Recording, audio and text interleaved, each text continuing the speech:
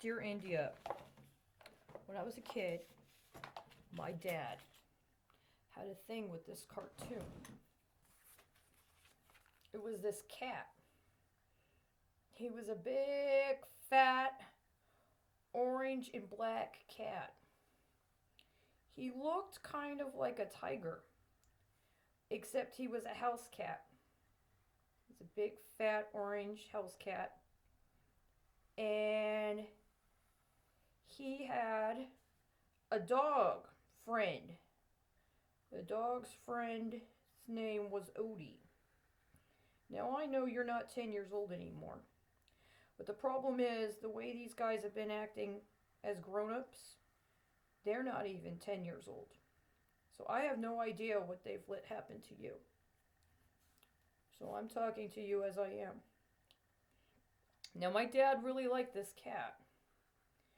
And one day I saw somebody draw it. And it's actually really easy to draw this cat's face. His friend Odie was supposed to be a simple dog. Odie didn't talk, but Garfield did. Then one day, I found out there was actually a president named Garfield. Did you know that? The country actually had a president named James Garfield. Well, the cat Garfield liked lasagna. He had a big thing for lasagna and would do anything to get lasagna. And then there was the guy who owned the cat and the dog. I think his name was John. And John was always trying to problem solve because Garfield was always trying to trick Odie. And Odie was just a simple dog. So he would get tricked all the time. I never understood or really asked why my dad was so into Garfield. Later, he used to tell me when I was a grown up about this show called Ren and Stimpy. Again, about a dog and a cat. I always thought it was kind of weird if my dad had this thing about these cartoons concerning dogs and cats. This is what Garfield looks like, except color. Not bad, huh? It's pretty much the only thing I could draw for a long time.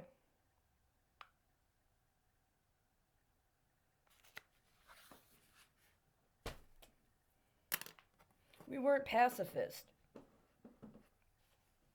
I went to high school at Quantico. You know what I saw today? I went to the bookstore. I was looking for something. Didn't find it. Found something very interesting in the foreign language section where they have the instruction books on how to learn languages. Yeah, right? They like to do these things. I already know. I used to work in a library. They like to create concoctions. It's like a book cocktail, except it's really a horrible story almost every time.